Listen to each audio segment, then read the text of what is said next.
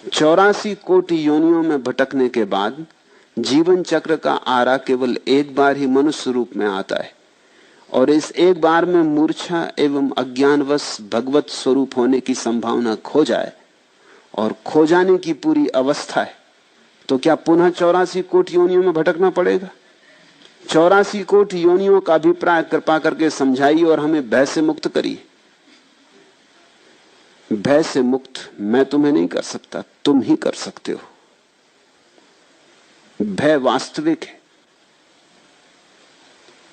तुम चाहोगे कि मैं तुमसे कह दूं कि नहीं जी, कोई चिंता की बात नहीं, 84 कोटि योनियां वगैरह नहीं होती, ताकि तुम निर्भर हो जाओ और लग जाओ अपनी वासनाओं की दौड़ में। फिर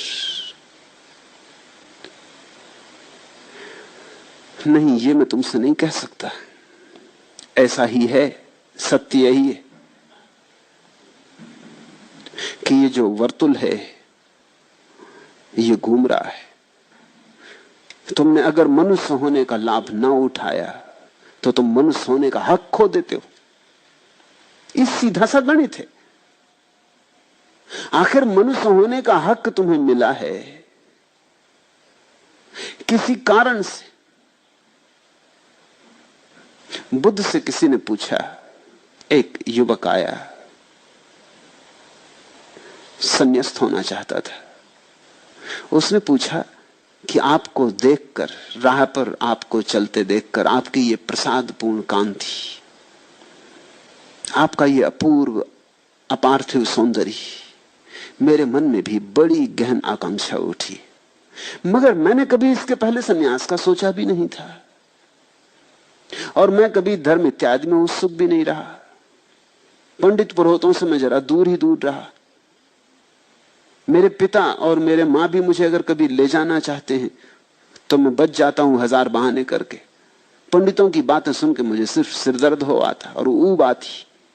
मगर आपको देख के मैं बड़ा आंदोलित हो गया हूं और एक भाव उठता है भीतर कि मैं भी दीक्षित हो जाऊं। मगर ये मेरी समझ में नहीं आता कि अनायास, पीछे कोई सिलसिला नहीं है, कोई श्रृंखला नहीं है, अनायास इतनी बड़ी बात होने की मेरे मन में कैसे कामना आ गई। बुद्ध ने आंख बंद की और उसे कहा, युवक तुझे पता नहीं, तू पिछले जन्म में हाथी था। जंगल में आग लग गई थी और तू भागा जा रहा था। सारे पशु पक्षी भागे जा रहे थे। थका मांदा तू एक वृक्ष के नीचे थोड़ी देर विश्राम करने को खड़ा हो गया। तेरे पैर थक गए थे और एक पैर के नीचे कांटा चुभ रहा था, तो तूने वो पैर ऊपर उठाया। जिस बीच तूने पैर ऊपर उठाया उसी बीच एक खरगोश तेरे उस पैर के नीचे आके बैठ गया। तूने नीचे देखा, वो घड़ी ऐसी थी कि सारा जंगल आग से लगा था। वो मौका ऐसा था कि तुझे एक बात दिखाई पड़ी, हम सभी अपने जीवन के लिए भागे जा रहे हैं, ये खरगोश भी बेचारा भागा जा रहा। मैं थक गया, मैं हाथी हूं, तो ये भी थक गया, और ये किस निश्चिंतता से मेरे पैर के नीचे बैठा, जो मैंने उठाया हुआ मैं रखूंगा पैर नीचे तो ये मर जाएगा। वो घड़ी ऐसी थी कि तू अपने जीवन के लिए इतना उत्सुक था, तेरी जीवेष्णा इतनी प्रबल थी कि बच जाऊं, कि तुझे ये लगा कि जैसे मैं बचना चाहता हूं वैसे सभी बचना चाहते हैं। तुझे बड़ा बोध हुआ और तू पैर वैसा ही उठाए खड़ा रहा और वो खरगोश नीचे निश्चिंत बैठा रहा। जब खरगोश हट गया तब तूने पैर नीचे रखा, लेकिन पैर अकड़ गया था, तू नीचे न रख पाया, गिर पड़ा। खरगोश तो बच के निकल गया, लेकिन तू उस जंगल में लगी आग में जल के मर गया। लेकिन मरते वक्त तेरे मन में बड़ी तृप्ति थी, एक बड़ी शांति थी, एक अपूर्व उल्लास था, एक आनंद का भाव था कि मैंने खरगोश को नहीं मारा, चलो मैं मर गया, ठीक। उसका फल है कि तू मनुष्य हुआ।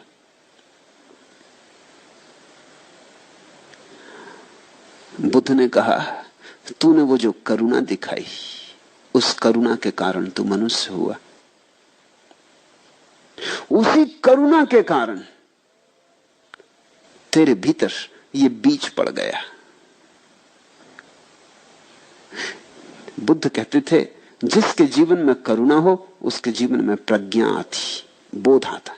और जिसके जीवन में प्रज्ञा हो उसके जीवन में करुणा आती। ये एक ही सिक्के के दो पहलू हैं।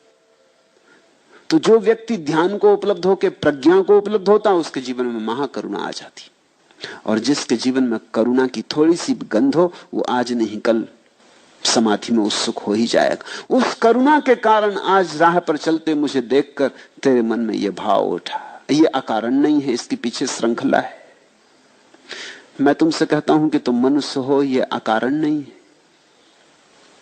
कुछ किया होगा, कुछ हुआ होगा। अनंत अनंत यात्रा पथ पर तुमने अर्जन किया है मनुष्यत्व, ये अर्जित है। लेकिन ये अवसर अवसर ही है, ये तुम्हारी कोई शाश्वत संपदा नहीं है। तुम इसके मालिक नहीं हो गए हो। ये क्षणभंगुर है, ये आज है और कल चला जाएगा। जैसे अर्जित किया है वैसे ही गंवा भी सकते हो। अगर एक हाथी करुणा के कारण मनुष्य हो सकता है तो एक मनुष्य कठोरता के कारण हाथी हो सकता है। ये तो सीधा गणित है।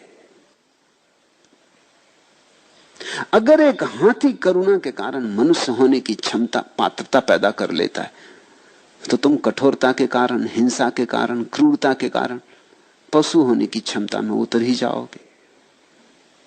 जाओगे कहां? और वर्तुल घूम जाएगा, चाक घूम गया, आरा नीचे जाने लगा। फिर लंबी यात्रा है, क्योंकि आरा तभी वापस लौटेगा जब पूरा चाक घूम जाए। ये जो 84 कोटियों की बात है ये एकदम अवैज्ञानिक नहीं है।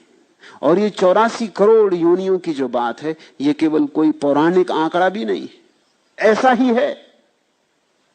अब तो वैज्ञानिक धीरे धीरे धीरे खोज करते करते इस नतीजे पे पहुंच रहे हैं कि हिंदुओं का आंकड़ा शायद सही सिद्ध होगा। इतनी ही कोटियां हैं, अभी तक इतनी पूरी नहीं हो पाई हैं,